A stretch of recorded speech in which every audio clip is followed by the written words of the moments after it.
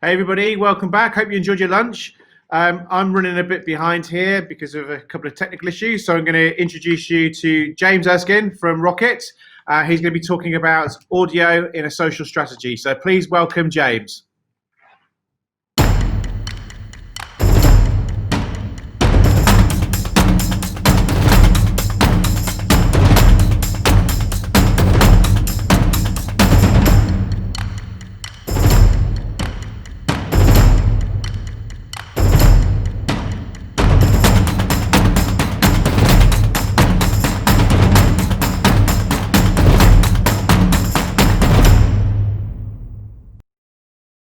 I just wanted to make the case for the 30 minutes I've been allotted that actually having audio as part of a social strategy is really, really important. So I'm going to talk to you a little bit about the various different places that audio can be used and a consideration that we shouldn't separate different disciplines and channels, we should bring them all together. So let me talk you through a few slides that we're calling Does Your Social Strategy Sound Right? I'm James. Hello. I'm the CEO of a business called Rocket.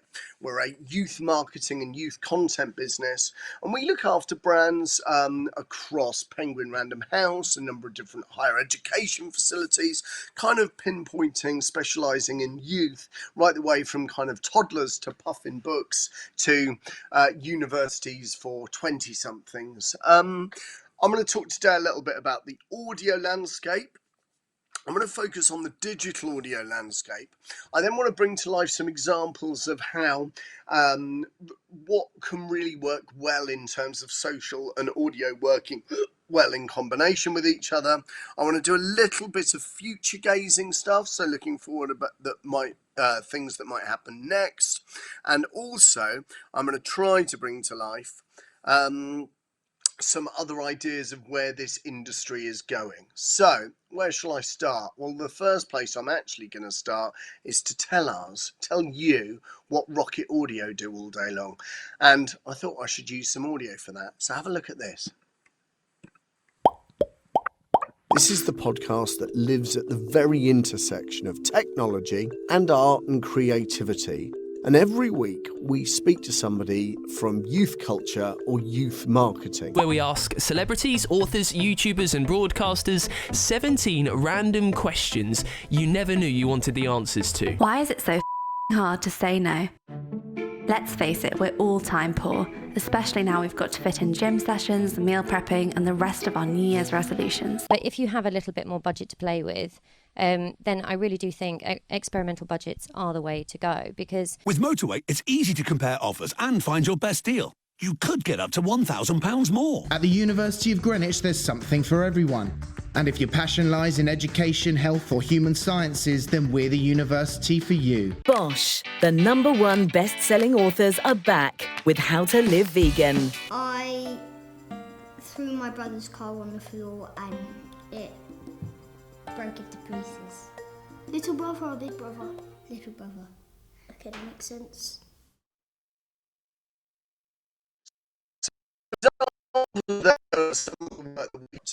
I think one thing to really focus on there is that what we have done is kind of looked at all different kinds of audio in the audio landscape. So you heard there some ad examples, you heard there some programming examples, and again, don't isolate one particular part of the pie as being separate to the others. It's about a combination. Let's just bring to life what is going on in audio then, okay? So throughout the last number of decades, it's technology that has been the real driver in change across digital audio. So right the way from the first radios being created in the early part of the 20th century, you've also now got digital radios proliferating big audiences. You might think that podcasts are the shiny new thing on the block, and indeed in many ways they are, going through what I would term a third renaissance. But it's worth thinking in the audio purely landscape before we bring into social that actually live radio is still by far and away in the UK the most listened to kind of audio. Then it goes to on-demand music, and then it goes down to podcasts. So it's worth thinking about. The other thing is the depth of relationship that UK audiences across all different age groups have with audio. We spend nearly 26 hours every week with audio content. And as I said, live radio accounts for 74% of the share of all UK audio consumption. So it's big. That said, to bring to life this digital audio chart, if you have a look here, you can see that the various different ways of listening are changing. So what you've got there is you're looking at various different kinds of audio. You can see listen again on the bottom, and different kinds of audio being listened to in different amounts. So things are changing, and that's worth harnessing.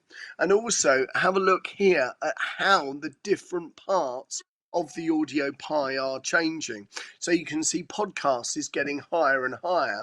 You can also see that CDs are getting lower than lower. To confirm perhaps some of your thoughts.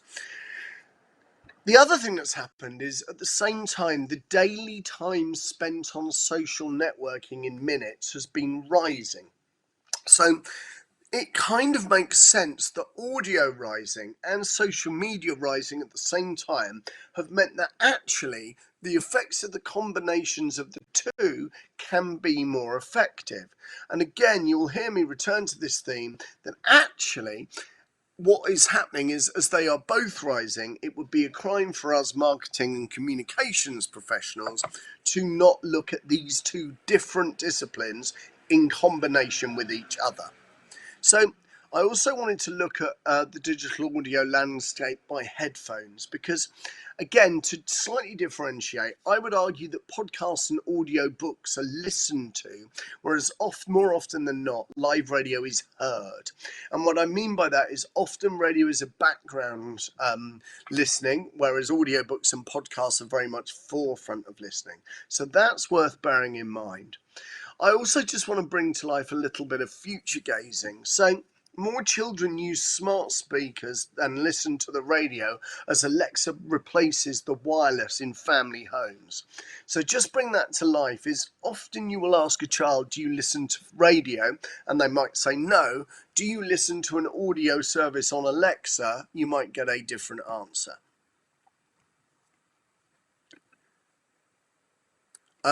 Just trying to click on to the next slide. There we go. This is my snapshot slide, okay? And this is how to remember the pure play audio things that you have at your disposal. And what I'm going to go into next is the different ways to harness the power of audio before we look at how we can amplify and accentuate those audio devices via social. So you've got live radio and digital radio, you've got podcasts, you've got smart speaker opportunities, and then music streaming opportunities. And what I'll try and do is do a little bit of a snapshot as to how each one can work. Let me kick off with some smart speaker examples. There's some stuff, it's worth bearing in mind that smart speakers are actually proliferating at a quicker rate than the smartphone did back when smartphones were first launched. So more people at this stage in their journey have got smart speakers than had smartphones. So it just shows you how quickly things are moving. Some of the brand work within these spaces are actually fairly obvious. If you work with the Hellmann's app, then it will give you a series of recipes that you can use with Hellmann's mayonnaise and other cooking sauces. If you have children and you have not yet done the Harry Potter quiz, then for goodness sake do something really good with the Harry Potter quiz, because it's great fun and it kills hours in our household. And then finally, up in the top right of your screen, Bed Bath & Beyond is an American chain of domestic merchandise retail stores, and guess what? Because they sell beds, they do bedtime stories for the whole family. So it's a nice example there and a nice piece of brand synergy. Now, none of these audio devices will be at the, if you like, the return on investment side of the funnel. What they will be doing is they will be increasing brand affinity and creating something that's really powerful in terms of solidifying that relationship. relationship. Let's be bold and let's be blunt on smart speakers. It's not just Alexa, although Alexa is the market leader. Discoverability is an issue with Alexa. Getting your apps, your Alexa skills, and getting them to get cut through is very, very tough. Also, I remember flash briefings. Flash briefings are a really engaging way to reach a new audience, and it's about having your brand story or your organisation story on the end of their daily news digest. I wanted to look at some digital streaming examples as well. Spotify, the market leader in the UK. There are others. There is Deezer. There are a few others as well. There's Apple Music. Broadly, particularly with Spotify and Deezer, you can serve very, very highly targeted ads to bespokely built audiences in much the same way as paid social. You can run video and digital ads, but you can also create branded experiences. I've given you an example of McDonald's and Gymshark here, of where they actually have created branded playlists for their audiences. And ads can take any wonderful form, and you can stream them across what you might call traditional stations in a digital streaming way, as well as perhaps new stations that are purely digital only or only music streaming. This is an ad that we created for a recent publishing campaign we were working on. Why is it so hard to say no? Let's face it, we're all time poor, especially now we've got to fit in gym sessions, meal prepping, and the rest of our New Year's resolutions. In her new book, best-selling author Sarah Knight teaches the joys of saying no and spending your time wisely. It's 2020, time to own your boundaries, and instead of yes, saying a polite and respectable no.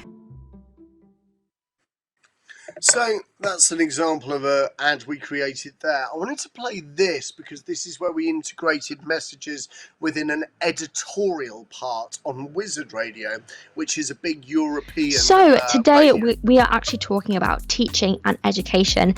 And this discussion is actually brought to you by the University of Greenwich's Faculty of Education, Health and Human Sciences. So if you feel like today's conversation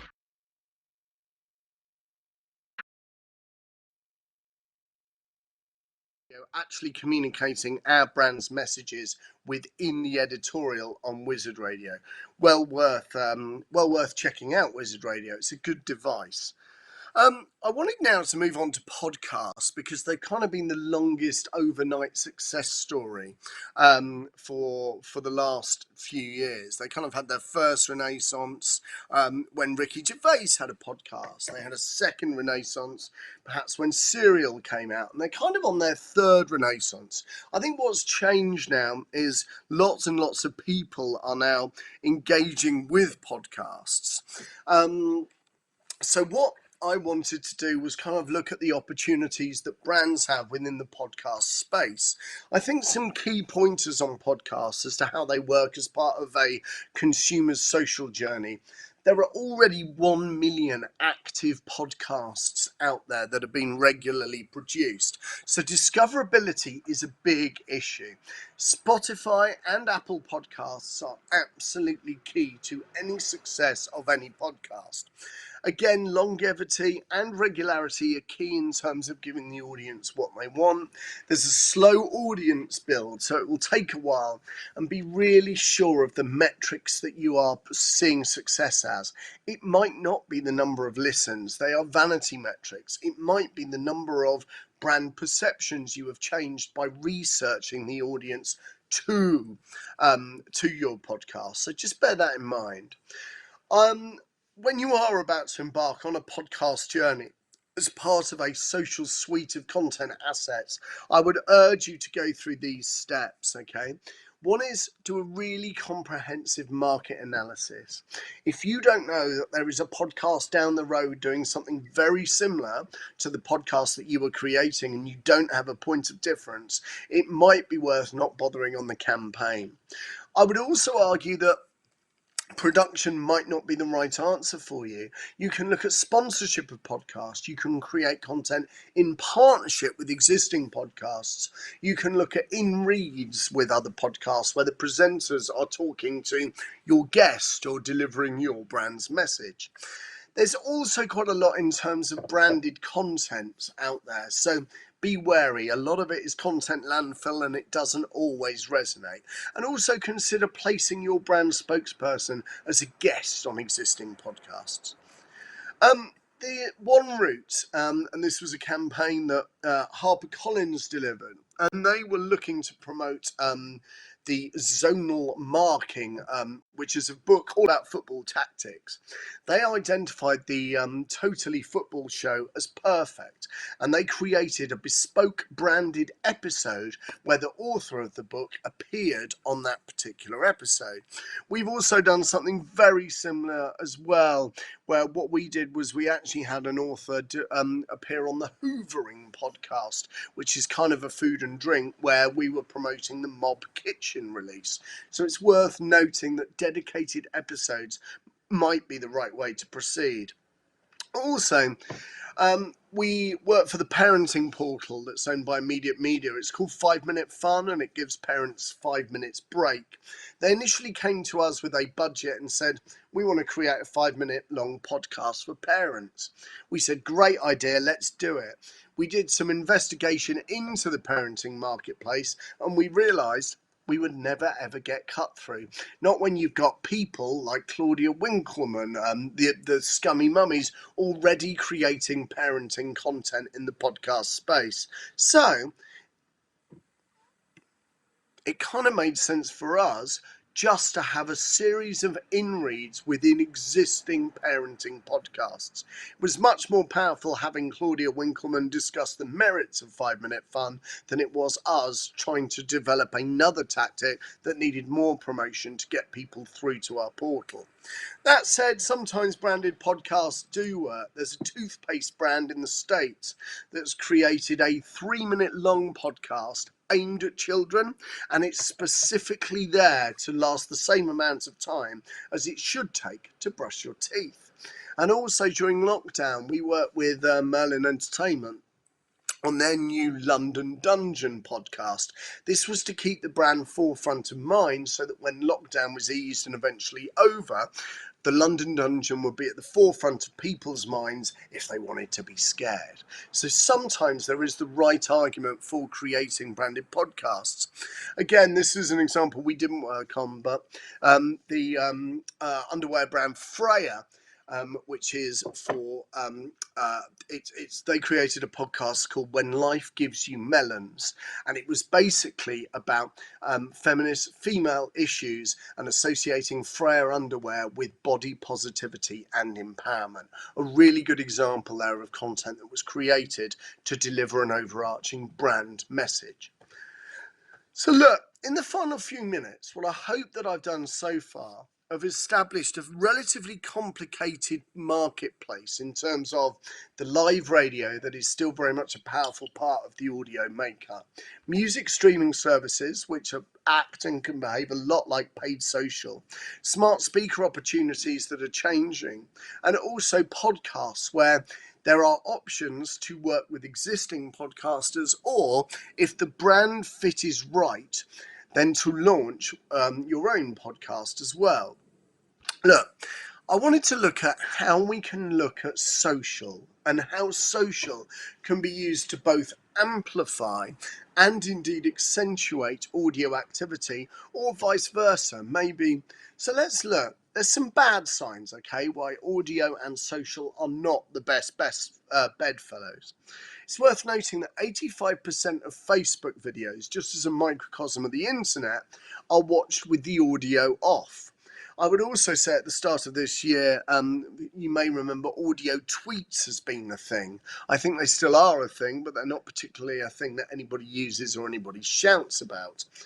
That said, I know Ed from Snapchat was on yesterday, and I looked at his session. This was fascinating to me. According to Snapchat, over 2/3 of their videos are watched with sound on, and a huge 96% of YouTube viewers will watch with the sound on.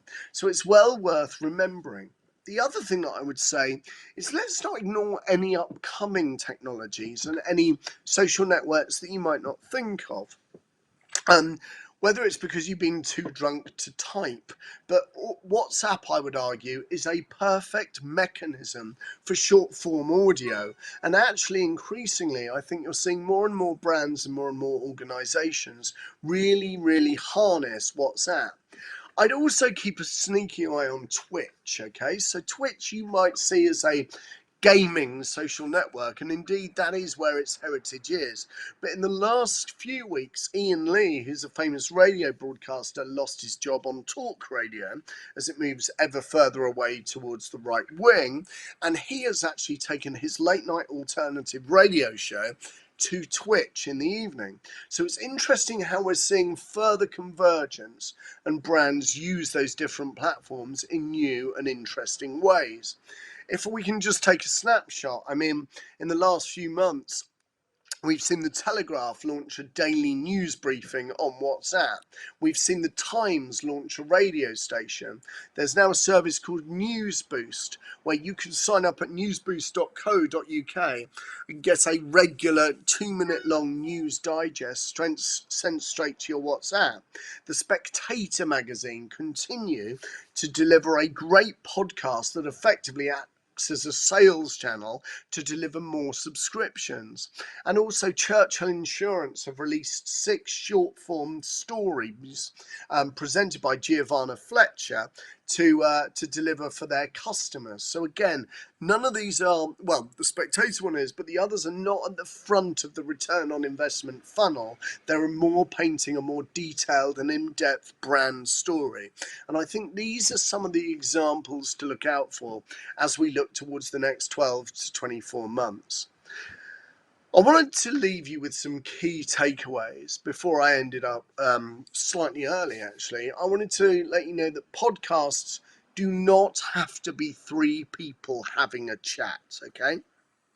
I think there is a real nervousness around the audio space that if you wanted digital audio to be part of your brand's digital journey and social makeup, that actually having a podcast to have 3 people talking about something in a room is the only option. It's not always the only option. Think drama, think comedy, think there are plenty of other formats that, if done well, will deliver more engaging content. And I would also argue that the more evergreen the content you create, the more lastability it will have. So that way you won't have these opportunities where you are creating content that is disposable and will then almost not be useful in a couple of weeks' time. I would also really focus on this, that production of content may not always be the right answer. Whether it's those bespoke episodes that we touched upon earlier, or maybe even it's a partnership with an existing audio creator to do a series for you or your brand, that might be something worthwhile. Finally, it's worth noting that partnerships will deliver an instant audience. We had a recent brief to work on Hugh Fearnley Whittingstall's next book, and we very much advise not to create a podcast. Simply that by driving engagement with the podcast, we would be detracting from driving new sales. So actually what we advised was to place Hugh and content created by Hugh across a number of other targeted podcasts.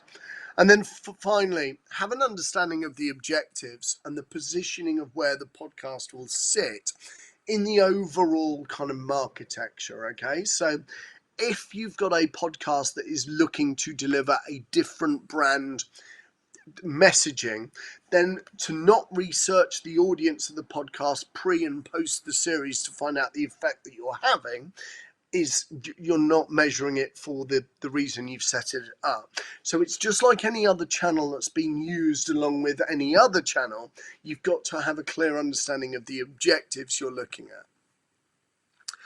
Finally, I was wondering if anybody had any questions about any of the examples I've used or any of the examples that I had. And if we're not here to do questions, then I'll completely understand, and people can look me up, or you can come to We Are Rocket HQ on Twitter or Instagram, or you can find Rocket Powered by the Big Shot on LinkedIn. I finished early, so I think I'll be making people panic.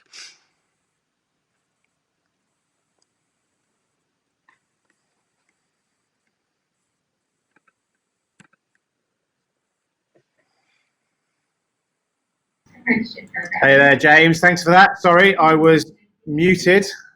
Can you hear me now? I thought you might be. Yeah, I can hear you now, and I'm sorry to panic. That's right. I just had the AV guys in my ear saying you are live. And I thought, thank you so much for doing that. We have got some questions. Oh, great. Yeah, that sounds good. So I've got Giselle Makery. Sorry if I pronounced your name wrong. She wants to know, what do you think about infant formula milk brands sponsoring kids' songs playlists or introducing podcasts to help moms? Any insights to take from personal experience? And secondly, she's been seeing lots of brands creating, sharing social videos with real sounds playing to intensify the experience. Do you think that's a better approach than using background music, for instance? Some great questions there. Really good questions. Let's start with the political minefield first of the of sponsoring children's content. Look, it's always tough. We work in quite a lot of those spaces with various children's books that we work for. We work for Puffin. I'm not going to address kind of the specific examples. What I will say is, look, as long as there's disclosure there, as long as people are relatively transparent in who's paying for what, then I don't necessarily have and as long as the product isn't seen to be harmful, I don't necessarily have a problem with partnering with it. That toothpaste brand from America that I showcased, I think is a good example of a brand providing something useful, i.e. a 3-minute long piece of audio. The second question about making social video real, I think that's got to be the position, hasn't it? I mean, we've been using the word perhaps less than sparingly over the past decade in marketing of authenticity, and I think using real content and real authentic content, I think can be the only way that social video goes. So yeah, broadly, I see it as a good thing. The second question is for B2B clients with a more local focus and smaller budgets. What would be your strategy approach to including audio to drive awareness, and any good case studies you can think of in this area?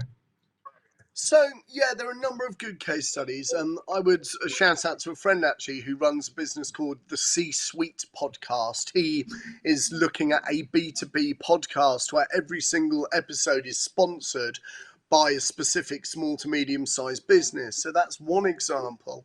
I would also say that actually the one thing that we use a podcast for, we actually have our own podcast that's a B2B podcast. It's called Rocket Fuel. And we don't have any more lofty an ambition for it than to meet people. And I think people are a lot more likely to say, look, can we have a chat on a podcast? I know there are a number of people that I've spoken to from the marketing industry, from the creative industries, that I actually think if I'd met them over a glass of wine or in a meeting, I probably wouldn't have of it as I did, because it was a structured conversation.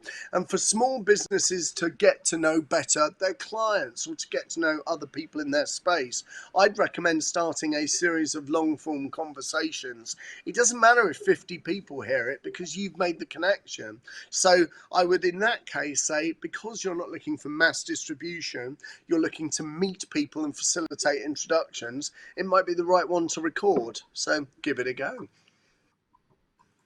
Brilliant. Well, James, thanks so much for your time today. And where can people go to chat and find out a bit more about what you and Rocket are doing? Yeah, so I'm pretty findable. I'm James Erskine on Twitter. We are Rocket HQ on Twitter. We're Rocket powered by the Big Shot. That's our old name on LinkedIn. So come and find us, and we'd love to have a chat. We're not scary. We're good people to work with. So it'd be great to see you. And thanks so much for Social Day, by the way. I've checked in and out of a number of awesome sessions. So it's been a really good one. So thanks, everyone. And likewise, so everybody, just leaves me to say, give a big a round of applause for James Erskine. Thank you, James. Thank you. Cheers.